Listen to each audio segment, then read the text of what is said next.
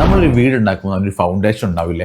അതേപോലെ തന്നെയാണ് ഈ ബഡ്ജറ്റിംഗ്. അത് നിങ്ങളുടെ വീടായിക്കോട്ടെ, നിങ്ങളുടെ ഓഫീസ് ആയിക്കോട്ടെ, നിങ്ങൾ ബിസിനസ് നടത്തുവാണെങ്കിൽ നിങ്ങളുടെ ഷോപ്പിലെ അക്കൗണ്ട്സ് ആയിക്കോട്ടെ, ഇതിൻ്റെ എല്ലാം പ്രധാനപ്പെട്ട കാര്യം ബഡ്ജറ്റിംഗ് ആണ്. ഈ ബഡ്ജറ്റിംഗ് ഇല്ലാതെ നമ്മൾ മുമ്പോട്ട് പോകാൻ പാടില്ല ഇനിയെങ്കിലും. അതായത് ഒരു ഭൂരിഭാഗം ആളുകളും ചെയ്തുകൊണ്ടിരിക്കുന്നത് ഇൻകം വരുന്നു അല്ലെങ്കിൽ വരുമാനം വരുന്നു, അത് കുറച്ച് നാട്ടിലയക്കുന്നു, കുറച്ച് ഇവിടെ ചിലവാക്കുന്നു, ഒരു മാസം അവസാനം ആകുമ്പോൾ അതങ്ങ് തീർന്നു പോകുന്നു. ഈ ഒരു പരിപാടിയാണ് നമ്മളെല്ലാം മുമ്പോട്ട് കൊണ്ടുപോയിക്കൊണ്ടിരിക്കുന്നത് അല്ലേ?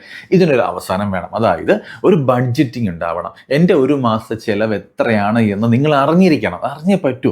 എന്നാൽ മാത്രമേ നമുക്ക് അതിൽ നിന്നൊരു സേവിങ് എമൗണ്ട് കണ്ടെത്താൻ കഴിയൂ. അല്ലെങ്കിൽ എമൗണ്ട് വന്നുകൊണ്ടിരിക്കും, ചിലവായിക്കൊണ്ടിരിക്കും, ഇത് ഇങ്ങനെ നടന്നുകൊണ്ടിരിക്കും. പല ആഗ്രഹങ്ങൾ കാണും, ഈ വർഷം മുതലെങ്കിലും എനിക്കൊന്ന് സേവ് ചെയ്യണം, ഇൻവെസ്റ്റ് ചെയ്യണം എന്നൊക്കെ ആഗ്രഹം കാണും, നടക്കൂല. കാരണം ഏറ്റവും ബേസിക് ആയിട്ടുള്ള ബഡ്ജറ്റിംഗ് നിങ്ങൾക്ക് ഇല്ലാത്തതുകൊണ്ടാണ്. അതുകൊണ്ട് നിങ്ങളുടെ ഒരു മാസത്തെ വരുമാനം എത്രയാണ്, നാട്ടിലും ഗൾഫിലായിക്കോട്ടെ യൂറോപ്പിലായിക്കോട്ടെ എവിടെയായിക്കോട്ടെ, അത് കൃത്യമായിട്ട് ഒരു 1-2 മാസം എഴുതി വെച്ചോന്നേ. ഇപ്പം മൊബൈൽ ആപ്ലിക്കേഷൻസ് ഉണ്ട്, നോട്ട്സ് ഉണ്ട്, ഒക്കെ ഉണ്ടെങ്കിൽ ഞാൻ പറയുന്നത് ഒരു ഡയറിയും ഒരു ബുക്കും ഒരു പേനയൊക്കെ എടുത്ത് എഴുതി തുടങ്ങുക. ഓരോ ദിവസത്തെയും വരുമാനവും ഓരോ ദിവസത്തെ നിങ്ങളുടെ ചിലവുകളും ഒക്കെ ഒന്ന് എഴുതി വെച്ച് നോക്കുക. അപ്പോൾ നിങ്ങൾക്ക് ഒരു മാസത്തെ ബഡ്ജറ്റ് കാൽക്കുലേറ്റ് ചെയ്യാൻ പറ്റും. അത് നിർബന്ധമാണ്.